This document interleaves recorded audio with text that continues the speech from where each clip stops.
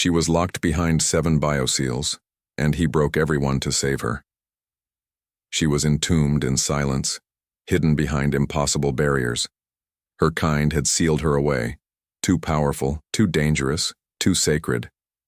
But he saw the girl, not the weapon, and he shattered every lock just to hear her breathe again. He never believed in myths, not the kind that floated around the black channels of subspace comms or the cryptic logs left buried in derelict starships drifting like forgotten ghosts at the edges of known space. But the moment Lieutenant Kale Drayan stepped into the core vault of the dead world Elsaris 9, he realized something was different, because the silence wasn't natural. It pressed in like a breath held too long, too deep, and something in his bones, trained by war and hardened by loss, whispered that this silence wasn't empty, it was waiting. The expedition had started as routine, a scan, a dig, a mapping, survey beneath the crust of an abandoned planet that the Galactic Accord once marked as structurally unstable and culturally sensitive, which usually meant ancient tech, forgotten gods, or both. Catnip to corporations, but poison to soldiers who'd seen what those gods left behind. Still, Kale had orders, a scanner, and a small team of engineers too young to know when to be afraid, so they drilled, mapped, and eventually stumbled onto the structure buried 50 meters beneath solid obsidian. An octagonal vault door the size of a skimmer transport, humming with an energy signature that shouldn't have been possible on a world without power for 1,000 years.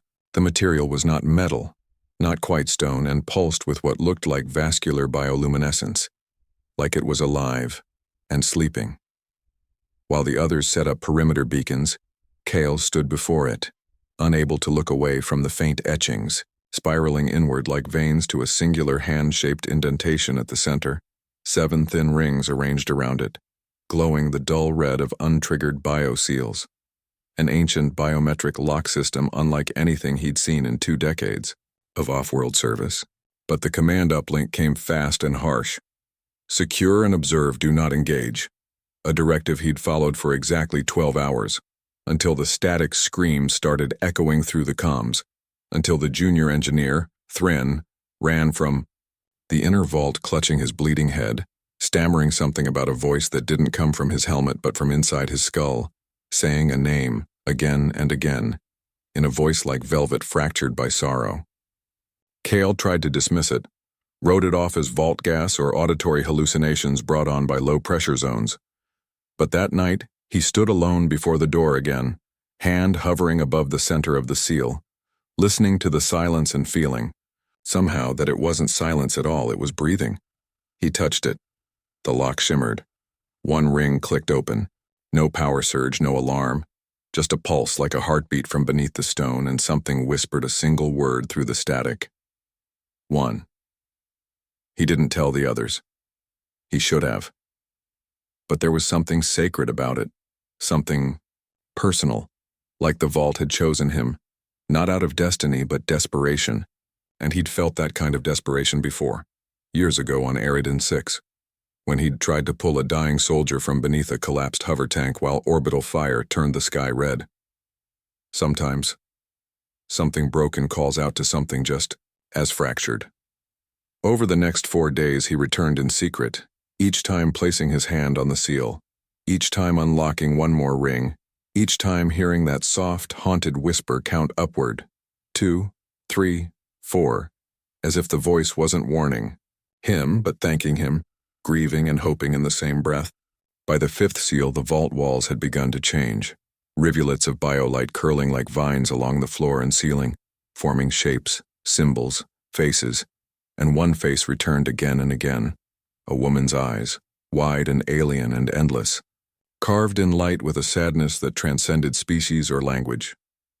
It wasn't until the 6th seal cracked open and the temperature dropped 20 degrees in an instant that Kale realized the locks weren't just protecting something. They were preserving it. Behind those seals, life waited. Ancient, delicate, and possibly divine. He should have stopped then, should have told command, but some part of him feared that the moment he told them, the vault would become a target, a relic to dissect, a threat to eliminate, and whatever lay inside would never open its eyes again. So he waited until the others slept, until the camp's internal clocks dipped into system night, and he walked alone into the vault and laid his hand one final time on the center. The seventh ring cracked. The floor trembled. A seam appeared down the middle of the vault wall with a hiss like decompression, and the door unfurled not with metal screeches, but with the soft hush of silk being drawn aside, revealing a chamber of crystalline light, an oval room wrapped in glowing vines of alien code, and at its center, suspended in a cradle of radiant fibers, was her. She looked not like a prisoner, but a song paused mid-note. Skin opalescent like pearl dust beneath running water, hair floating like it defied gravity, eyes closed and framed by delicate ridges that shimmered faintly with each breath, as if she were dreaming despite the centuries that separated her from the world. The alien princess. He didn't know how he knew, but he did, not because she wore a crown or because the chamber was built like a tomb, but because the room itself bowed around her, bent toward her in reverence, like even time had been asked to hold its breath for her sake. Kale stepped forward, boots crunching on crystallized dust, and stopped just before her cradle, an upright sarcophagus made of semi-living tendrils that pulsed faintly around her, like a womb refusing to let go. Then she opened her eyes. No fanfare, no dramatic sound, just a slow blink, pupils like starlight blooming into shape, and Kale's breath caught because she looked right at him, not through him, not past him, but into him, and in that one glance, he felt more seen than any commendation, any medal, any uniform ever made him feel.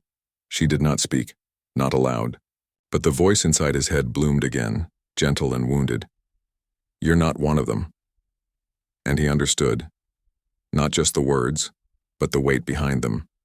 Betrayal, abandonment, trust shattered and sealed behind walls her own people had built. He stepped forward, not knowing what to say, but the cradle shivered as if recognizing his presence, releasing soft strands that peeled away from her skin like dew evaporating in sunlight, and her knees buckled as she tried to step.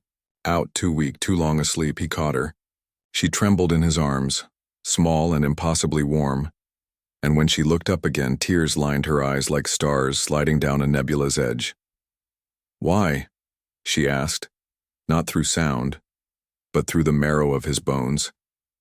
He could have answered, with protocol, with orders, with the truth that he didn't know why, but instead he said softly, "Because you were alone." And she sobbed, once sharp and silent, and clutched his uniform like a lifeline. Behind them, the chamber began to dim, the vines retracting, the lights fading, and Kale knew something irreversible had happened, that somewhere in the galaxy, a signal had gone out, and soon others would come. Not to save her, but to reclaim, to control, to destroy. He had minutes, maybe.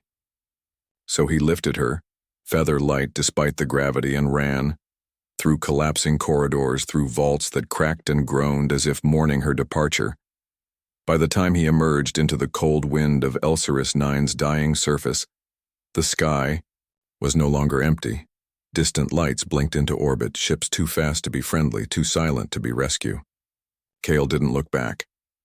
He clutched her tighter and whispered through clenched teeth, "I'll get you out." Even as his communicator flared to life with orders, shouts, demands to stand down. But he cut the feed and focused on the only thing that mattered, her heartbeat fluttering against his chest, too faint, too new, but alive. He had broken 7 seals, and in doing so had cracked open a secret that would either save the galaxy or set it on fire. Kale didn't have a plan when he carried the alien princess out of the vault, only momentum, adrenaline, and a soldier's instinct for survival. But as the frozen winds of Elsaris IX tore through the fractured sky and her fragile body trembled against his chest, one thing crystallized in his mind more vividly than the orbital warning alarm screaming in his ear. If he hesitated, she would die, and the choice he made beneath that ancient ground would be meaningless. A moment of rebellion, crushed beneath the gears of protocol and fear. The ground around the excavation site had already begun to shift, the energy that once pulsed through the seals now bleeding into the crust, destabilizing everything they'd set up. Camp lights flickered like dying stars. Automated turrets swiveled in confusion, and his squad's voices crackled with panic, confusion, and anger as the command relay from orbit declared the dig site under immediate lockdown. They'd found him out. The final SEAL's breach triggered an automatic ping to Central Command's deep monitoring protocols, and that meant incoming interceptors, biometric ID scans, and possibly orbital fire if they deemed the containment breach a planetary threat. He sprinted toward the utility crawler stationed behind the eastern ridge, barely a four-seater, used mostly for hauling equipment, but it was still online, and more importantly, off-grid, thanks to his sabotage 2 nights prior. The alien princess, still unconscious or perhaps dreaming with open eyes, didn't speak or resist as he laid her in the back seat and engaged the crawler's manual override, slamming the throttle forward just as the first atmospheric piercer screamed overhead, a bright orange comet of controlled fury descending far too fast for a diplomatic visit. Dust exploded around the crawler's treads as it skidded over jagged, obsidian terrain, Kale steering like a man possessed, navigating blind through echo-mapped valleys that the crawler's AI had long since marked as inaccessible, but he didn't care. Accessibility was a luxury afforded to those who followed. Rules and Kale Drayan had just broken 7 of the most sacred ones in Galactic Accord law. 10 clicks out. A shockwave hit, distant but heavy. The vault imploding behind them as automated demolition charges took out the chamber, sealing away the now empty sarcophagus like a tomb robbed of its ghost. Someone up there wanted her erased. He didn't need a debriefing to understand that. Inside the cabin, warmth finally began to return, and as Kale glanced at the mirror to check on her, he found her watching him, awake now, eyes glowing faintly with bioluminescence that shimmered, in sync with the pulsing veins at her temples. Her voice, when it came, bypassed sound entirely, threading into the deepest recesses of his mind like silk drawn through a needle. "You shouldn't have freed me." The words weren't accusatory, not even angry, just quietly mournful, like she had spent years preparing herself to be forgotten, and now had to begin mourning her survival. Kale met her gaze and answered aloud, "Too late."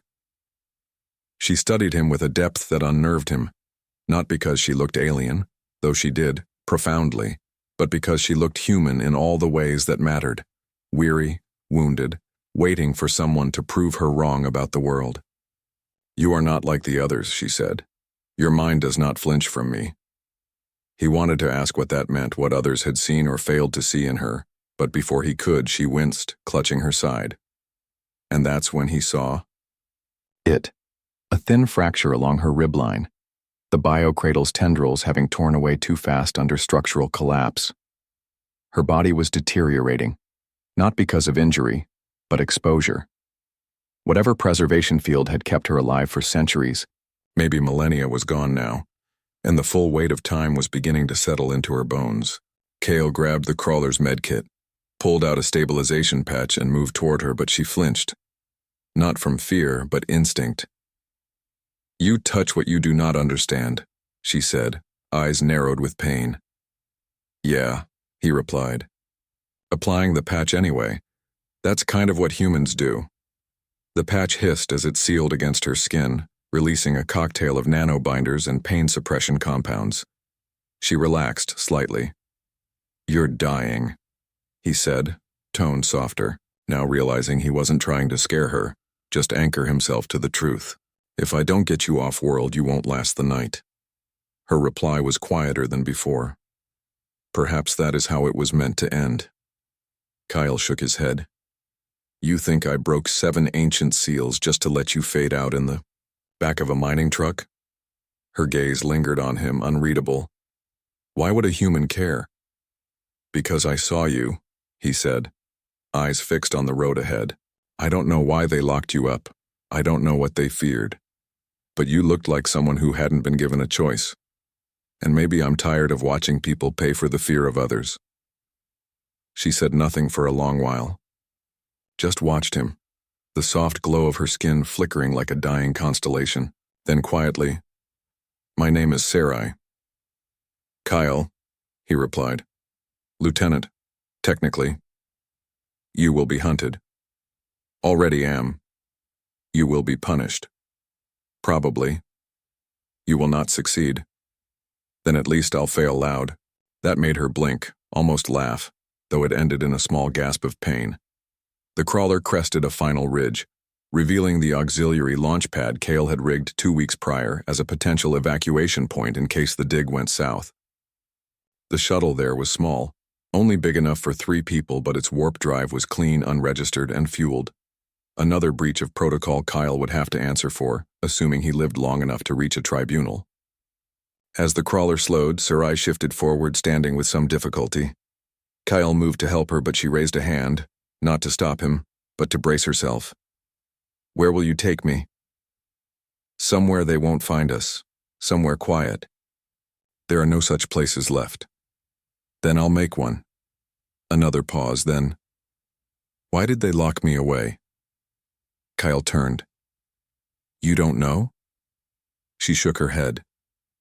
I remember only the moment of silence, the choice they made. What were you to them? Hope and then danger. She stepped toward the shuttle, slow but determined, her movements still ethereal despite the obvious pain. As Kale keyed the hatch open and helped her inside, the sky flashed behind them, orbital sensors lighting up, proximity warnings chirping, to life, and Kale knew it was now or never. He slammed the controls, fired the engines, and shot them into the upper atmosphere, just as the comm channels flooded with encrypted demands for identification, compliance, and surrender. He cut them, all. The stars opened around them like scattered coins across black velvet, and as the warp drive powered up with a low humming purr, Sarai sat beside him and whispered, You've sealed your fate. Yeah, Kyle said, eyes forward, hand tight, on the throttle. But I've unsealed yours. And then the stars bent, and the shuttle disappeared into them. The warp corridor twisted space around the shuttle in a soundless cyclone of compressed light and ghosted constellations, and Kyle sat rigid in the pilot's chair as if by sheer willpower alone he could keep the entire fragile miracle together, knowing the drive was burning through unstable fuel and running on rerouted systems because he'd stolen the shuttle from an abandoned reconnaissance module meant for planetary descent, not deep space escape. And every flashing diagnostic warning told him the same thing in silent red-lit text. Unsustainable trajectory, failing integrity, nowhere safe to drop. But he had no intention of stopping.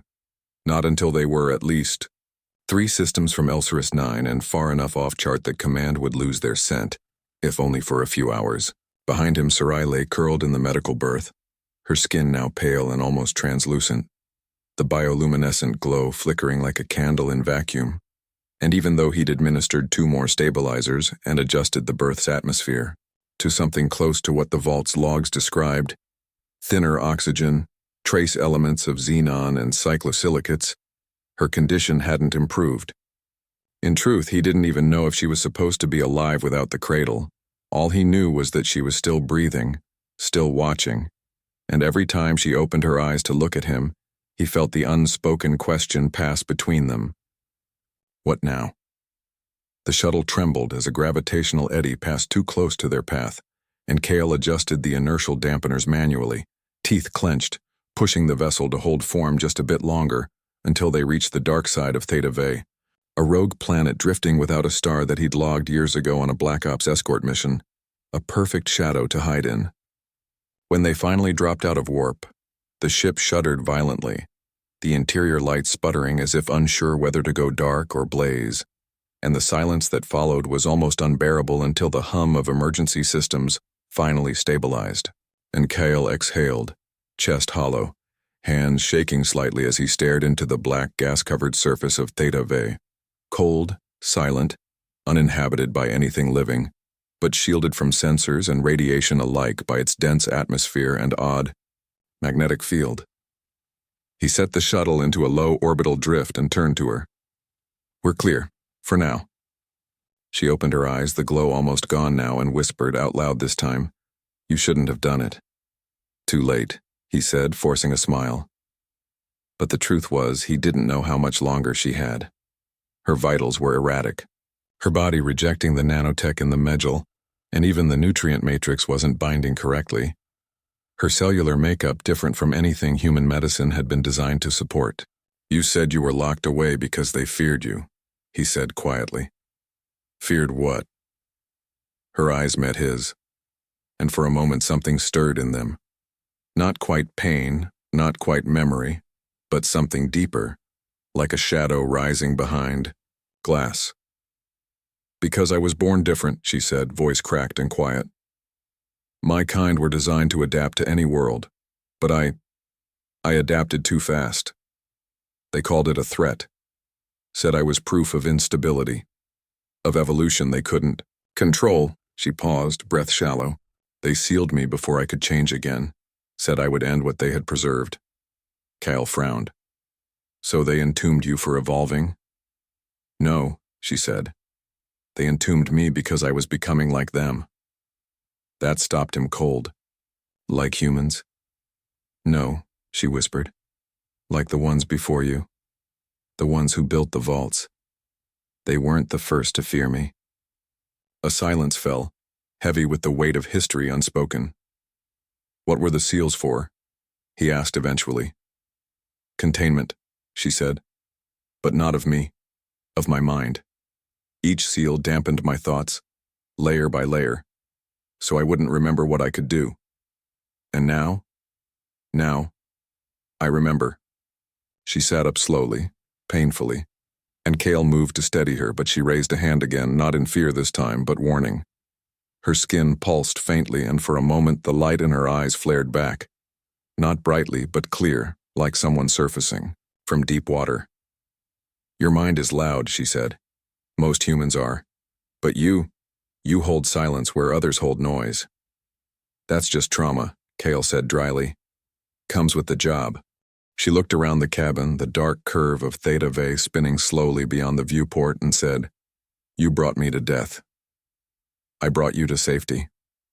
"Same thing." He didn't argue. He didn't know how. Instead, he opened the birth's control panel and tried another compound, one designed for long-haul stasis patients recovering from cryodrain. But even as he injected it into the IV line, he could tell it wasn't working. Her body was rejecting everything. "What do you need?" he asked. "What will heal you?" She looked at him for a long time, then said, "Not medicine, not machines. I need memory, connection. I need my song." He blinked. "Your song?" "The field that bound me wasn't just to contain. It suppressed resonance, my species. We aren't only biology. We are vibration, harmony. When cut from the web, we decay." Kyle stared. "So you're telling me you're, what, musical?" "No," she said gently. "I am alive. But life as we know it isn't just breath or blood. It's rhythm, it's echo. The seals were designed to silence me from the universe, to make the universe forget me. And now that they're broken, now the universe remembers." A pulse rippled through the ship then, subtle but unmistakable. Systems flickering, the air charged like thunder waiting to collapse. Kyle checked the consoles. Nothing malfunctioning, no impacts, no threats. But Sarai's eyes glowed again, stronger this time, and her voice slipped not into his ears but through his spine. "You are part of the song now." "What does that mean?" he asked, afraid to know. "It means they'll come," she said simply. "Not just your people, mine too. The ones who buried me, the ones who still remember the old ways." "To help you?" "No, to stop me from helping you." Cale stood slowly, trying to process the scale of what she was saying. "You're saying you're a beacon?" "I'm saying I was meant to be forgotten, but you remembered me. That act has cost the silence its grip. I will heal now, slowly, but my awakening is also theirs." She shifted again, stronger now, color returning to her cheeks. The seals weren't just biotech. They were psychic, boundaries, thought chains. You broke them not just by force but by choice, by belief. That's why I lived. Kyle sat heavily in the co-pilot's chair, heart racing, a pit forming in his stomach as the implications crashed down around him. So what do we do now? We wait, she said. You will have to choose again when they come, when the ones who built this silence arrive to restore it. And you? I will sing, and if the song spreads, they cannot seal me again, but it will cost you everything. He looked at her, and for the first time he saw not a relic, not a prisoner, but something older than war, older than silence. Something vast. Why me? He asked.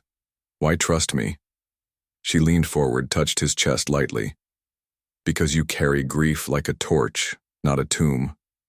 He had no words, only the slow, growing certainty that this choice was bigger than anything he'd made in his military career, that he hadn't just rescued a prisoner but lit a fire in the dark. Outside, the planet turned silently beneath them, and far beyond its shadowed edge, something ancient stirred.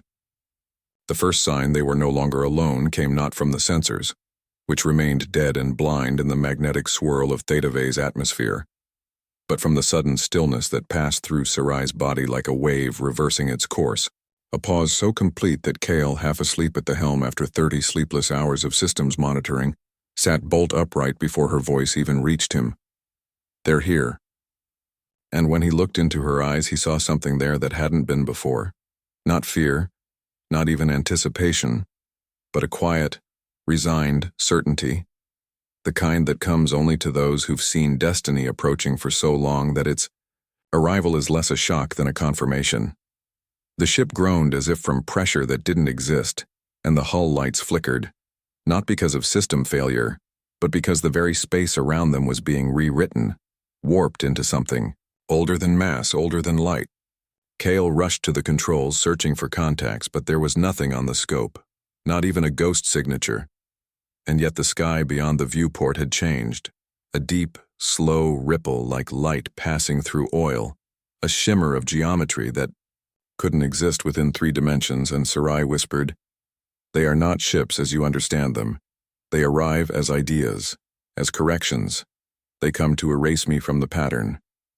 Kyle's gut twisted, the soldier in him screaming to take action, to do something, anything, to fortify or attack or flee.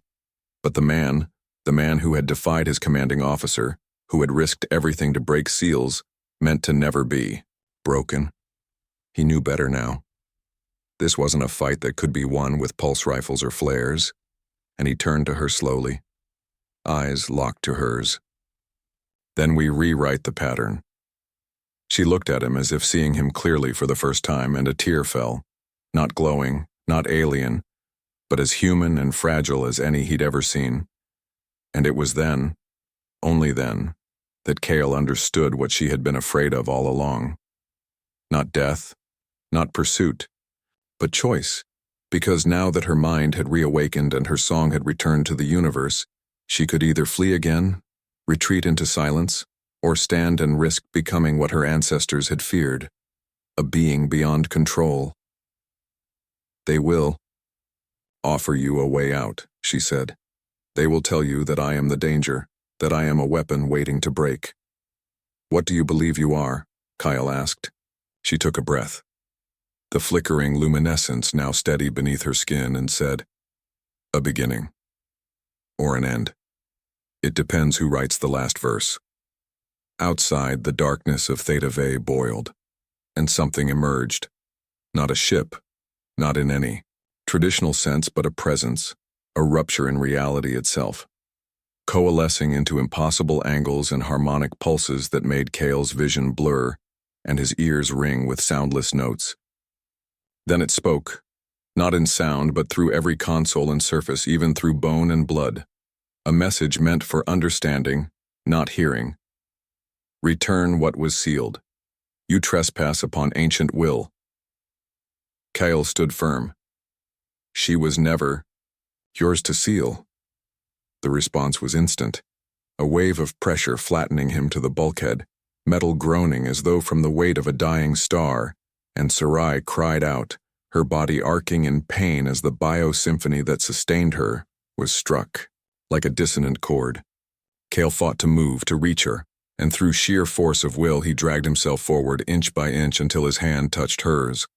And in that instant, the pressure broke. Not because the force had relented, but because Sarai had risen, standing not just as herself but as something larger, her body now a conduit for patterns older than language. She spoke, and the ship vibrated with resonance. "You do not speak for silence? I do." The entity hesitated, if hesitation could be applied to something so vast, and then it changed form, folding into a humanoid silhouette made of refracted, light and compressed probability, stepping onto the deck of the shuttle as if reality had simply agreed to host it. "You are incomplete," it said. "You carry the potential of collapse." "So does every seed," Sarai replied. "But we plant them anyway." "You are not meant to bloom." "Then I will become something that wasn't meant to be." Kale rose beside her, his presence defiant, grounding, and in that moment Sarai reached across the divide, not to strike, not to flee, but to share. Her memory, her grief, her awakening, all of it she poured into the being before her, and for a fraction of a second, the entity flinched. Not from pain, from understanding. And in that pause, a window opened, not through space, but through choice. "You may go," the entity said, voice fraying at the edges of dimensions. "But know this, she will draw others, and not all will offer options." "We'll be ready," Kyle said. The light fractured, then vanished. Silence returned, but it wasn't the silence of void. It was the silence after a storm when the air is heavy with new beginning. Sarai turned to him, weaker now, the act of sharing having drained her. "You shouldn't have done that," she whispered. "Too late," he said again, catching her as she fell.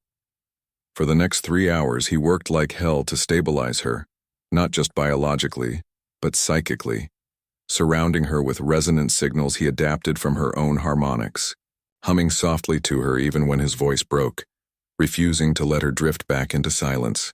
And when she finally opened her eyes again, he was still there, hands shaking, exhausted but smiling. "You're going to be okay," he said, not sure if it was a hope or a truth. "I don't belong in this world," she murmured. "Then, we'll make a new one," he replied. They didn't return to human space, they didn't return to hers. They disappeared together into the fringe systems, carrying with them a pulse, a memory, a new pattern, spreading slowly, unseen but unstoppable, like a song half remembered on the wind. And in time, those who had silenced her would search again, only to find that the verse had already changed, forever.